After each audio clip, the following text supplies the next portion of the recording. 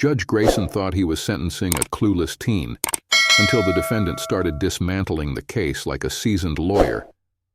The air inside the Los Angeles County Courthouse felt thick, almost suffocating. Rows of spectators filled the gallery, murmuring among themselves as they watched the scene unfold.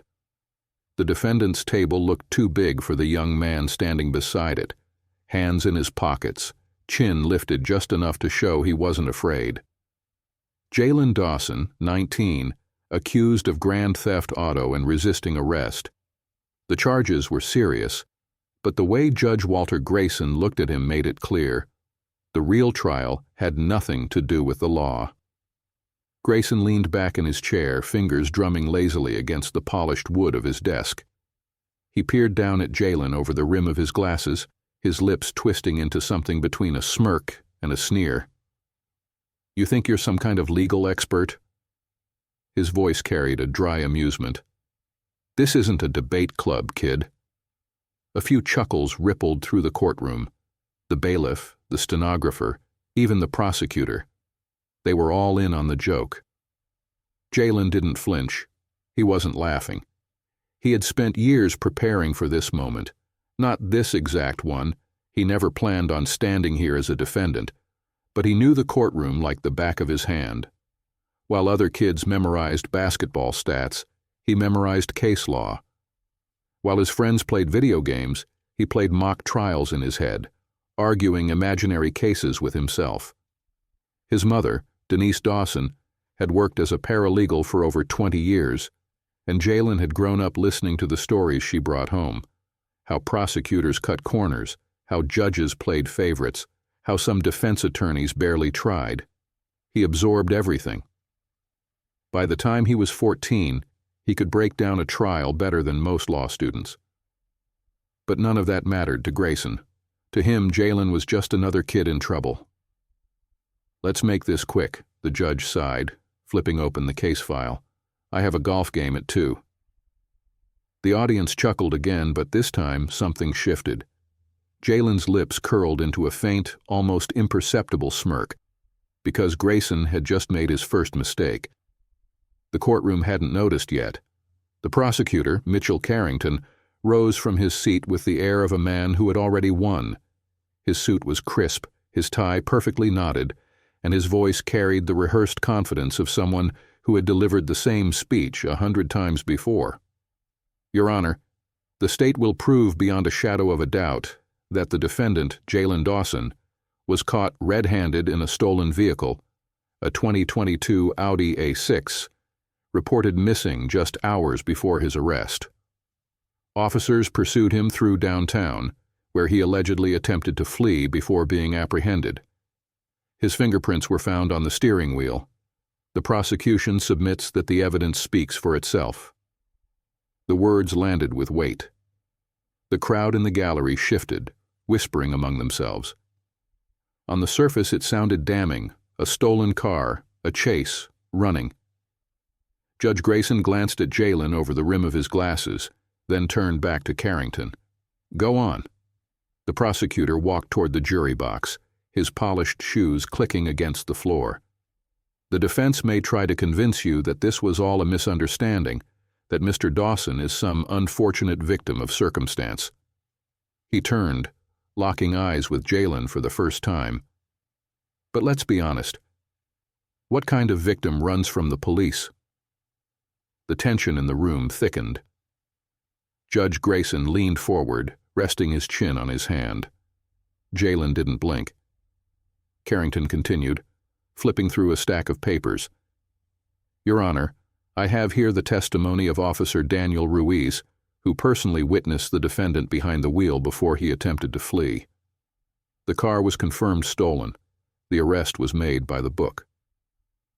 Grayson exhaled through his nose, nodding. "Sounds straightforward to me."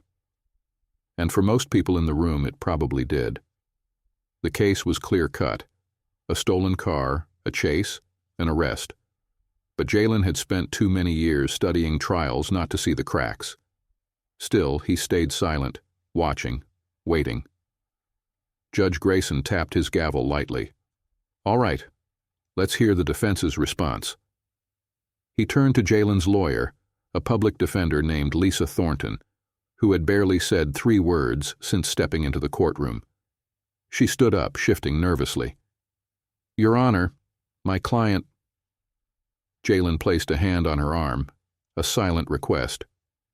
She hesitated, then sat back down, and for the first time Jalen spoke. "I'll be representing myself, Your Honor." The room went completely silent. Grayson stared at him, clearly amused. "You'll what?" Jalen's voice was calm, steady. "I'll be defending myself." A murmur spread through the courtroom. The bailiff's eyebrows shot up. Carrington's smirk faltered for just a second before he let out a sharp laugh. This should be interesting. But no one was laughing when Jalen took his first step forward. Because everything was about to change. The weight of the courtroom settled around Jalen as he adjusted his stance, his hands still in his pockets. He let the silence stretch just a little longer, just enough to make them uncomfortable. Then, finally, he spoke. "Your Honor, before I begin, I'd like to confirm something with the prosecution." Carrington raised an eyebrow, crossing his arms. "Go ahead." Jalen took a slow step forward. "You said Officer Daniel Ruiz personally saw me behind the wheel before I was arrested, correct?" Carrington exhaled sharply, already bored. "That's right. And that testimony is written in his report?" "Of course it is." Jalen nodded, then turned to Judge Grayson.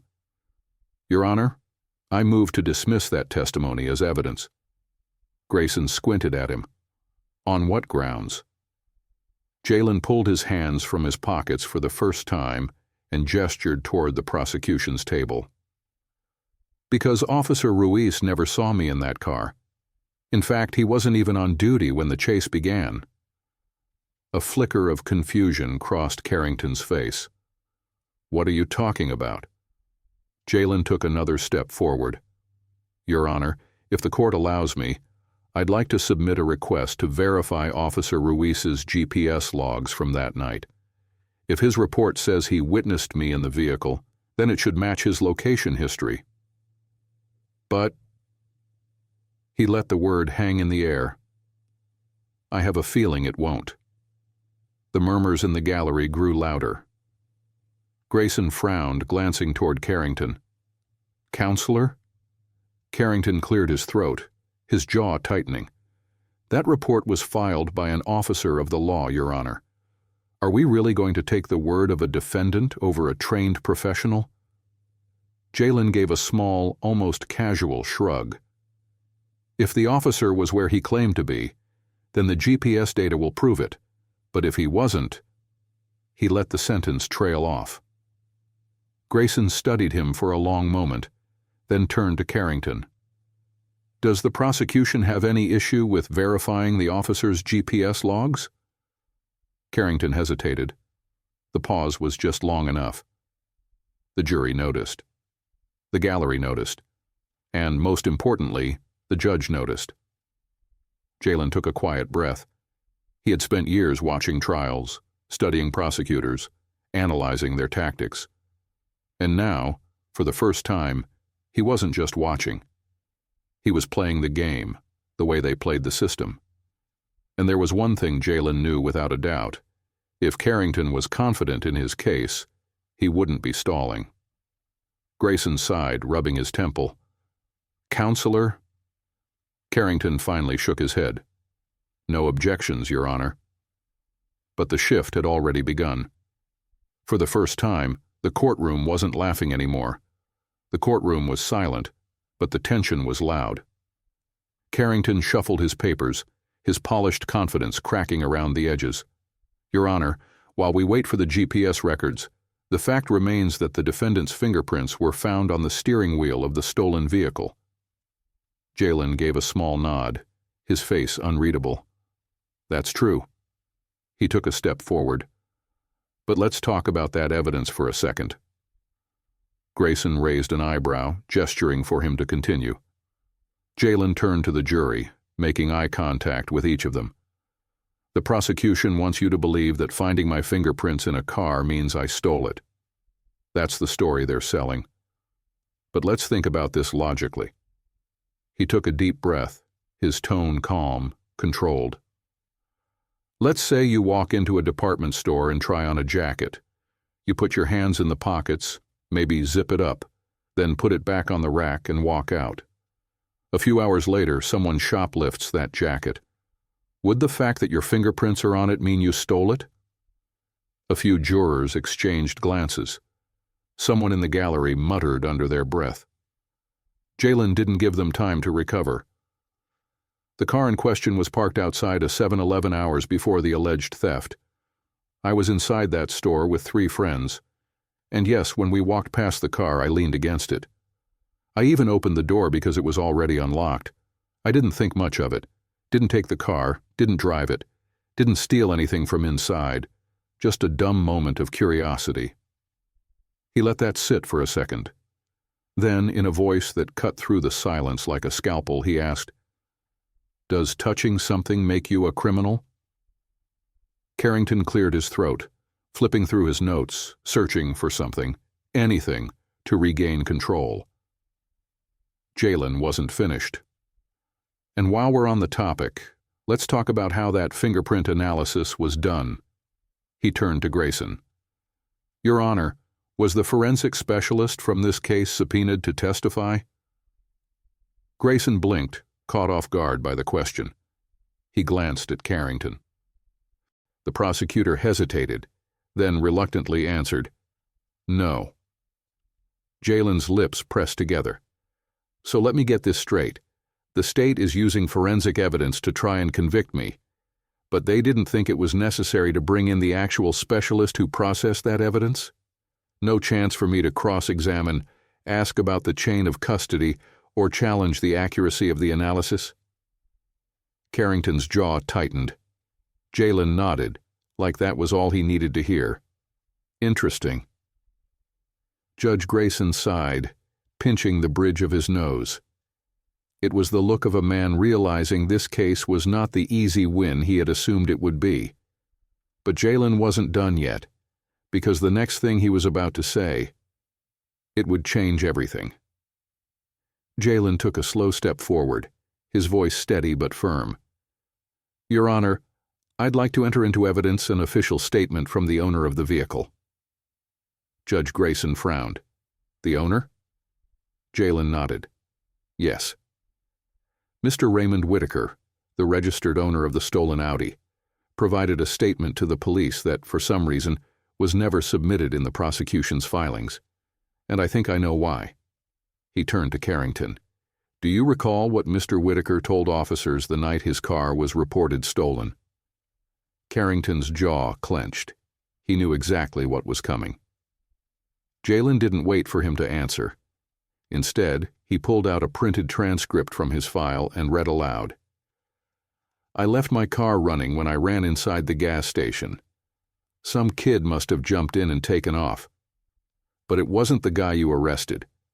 I saw the kid and he was white. A collective gasp rippled through the courtroom. Jalen held the paper up. That's from the original police report, the same report the prosecution conveniently never mentioned. He turned back to Judge Grayson. The arresting officer omitted this from his testimony. The prosecution ignored it. And yet, they want this jury to believe that I, someone who doesn't even match the description of the real thief, am guilty beyond a reasonable doubt. Carrington stepped forward, scrambling. Your Honor, this is irrelevant.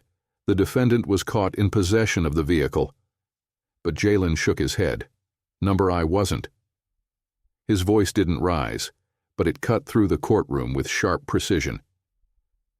I was arrested blocks away from where the vehicle was abandoned, walking home after getting snacks with my friends.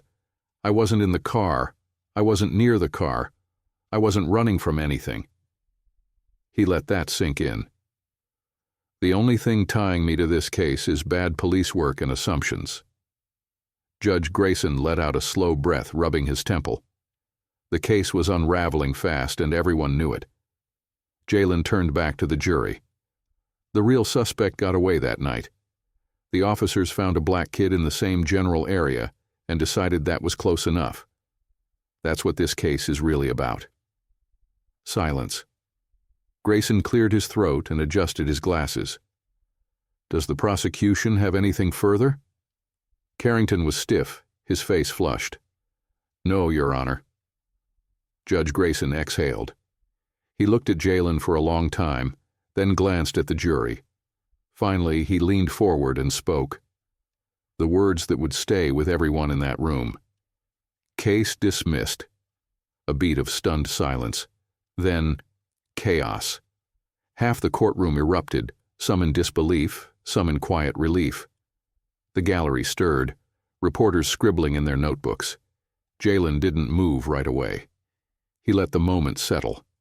Let the reality sink in for everyone. Judge Grayson, still gripping his gavel, looked at Jalen with an unreadable expression. There was something in his eyes that hadn't been there before.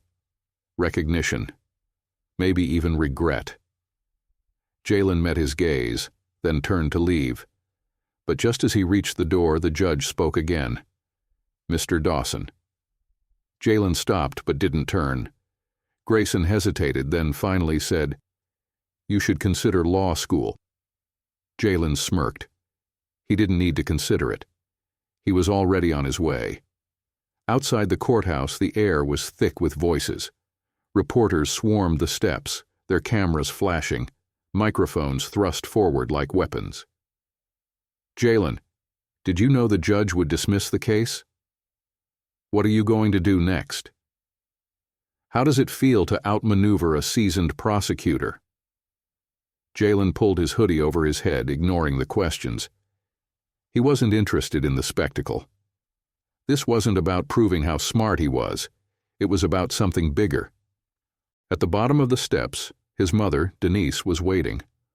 Her arms were crossed, her face unreadable. For a long moment, she just looked at him. Then, finally, she shook her head and let out a breath. Boy, you scared me half to death. Jalen chuckled, scratching the back of his head. Had to take a risk, Ma. She stared at him a second longer, then pulled him into a tight hug. You always were the stubborn one. The cameras kept flashing, but Jalen wasn't paying attention to them anymore. Across the street, standing by his car, Judge Grayson watched. His posture was different now. The arrogance was gone. His expression wasn't amused anymore. It was something else. Something closer to reflection. He hadn't expected this case to be anything more than routine. Just another day, another defendant, another guilty plea. But now he knew he'd remember this one. Because Jalen had done something most people never could. He made the system look at itself. And for once, it blinked first. Here's the lesson we should learn. How many other cases had gone this way? How many people had been convicted not because of evidence, but because of bias, shortcuts, and a system that cared more about closing cases than finding the truth? Jalen had the knowledge to fight back. But what about the ones who didn't? This wasn't just about one case. It was about all of them. He knew what he had to do next. This courtroom wouldn't be the last one he stood in. But next time, he wouldn't be the defendant. He'd be the attorney. And when that day came, he wouldn't be the only one. If this story made you think even for a second, then share it. The justice system is built on laws, but it's run by people. And people can change, but only if we make them. So hit that like button, subscribe for more stories that matter, and let's keep the conversation going, because next time it might not be Jalen, it might be someone you know.